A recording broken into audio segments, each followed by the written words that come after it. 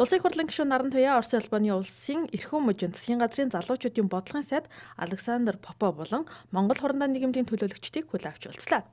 Уулзалтаар хоёр орны найрсаг харилцаа түүний дотор Монгол-Оросын хүүхэд залуучуудын хамтын ажиллагааг үргэлжлүүлэн бэхжүүлэх, гэр бүл хүүхэд залуучуудын хөгжлийн хамгааллын бодлогыг хэрэгжүүлэхэд харилцан туршлага судлах талаар солилцлоо. Уулзалтын эхэнд сайд Александр Попов Орос улбаны улсын эрхэм хотно 1981 онд болсон хоёр орны хамтарсан найрамдал наадмын бэлтгэл ажлын багт оролцож байсан талаараа дурсаад энэ оны 6 дугаар сарын 25-наас 7 дугаар сарын 1-ний өдрүүдэд байгаль нуурын эрэгт залуучуудын чуулга уулзалтыг зохион байгуулах болсон талаараа мэдээлсэн юм а.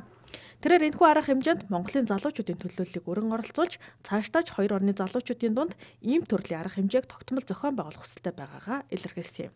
Мөн сайд Александр Попов энэ онд тохиож байгаа халахын голын байлдааны ялалтын 80 жилийн ойн арга хэмжээг зохион байгуулахаар эрхэм мужийн амбан захирагчаар ахлуулсан ажлын хэсэг ажиллаж байна гэд.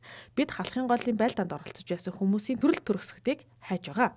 Та бүхний дэмжлэгтэйгээр энэхүү түүхэн ойн арга хэмжээг амжилттай зохион байгуулна гэж итгэж байна хэмээн илэрхийлсэн юм. Улсын их хурлын гишүүн Наран Туяа хоёр орны залуусын харилцааг хөгжүүлэн бэхжүүлэх хамтарсан арга хэмжээ зохион байгуулж, энэ хүрээнд багш сурагчдын солилцооны хөтөлбөрийг идэвхжүүлэх боломжтойг уулзалтын үеэр онцоллоо.